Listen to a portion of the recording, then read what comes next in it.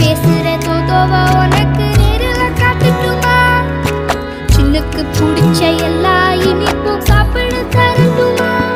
அந்த அறிவிப்போல் அன்ப தருவாளே, சின்ன அறிவிப்பும் இன்று சுடுவாளே. நீயும் தும்மிடி ஆயுசு நூறாக, என் உயிர் உன்னோட பத்திர சொத்தாக. என் பார்வை உன்னோடு, உன் பொம்மை கண்ணோடு, பேசாமல் விண்ணோடு நாம் மிதந்து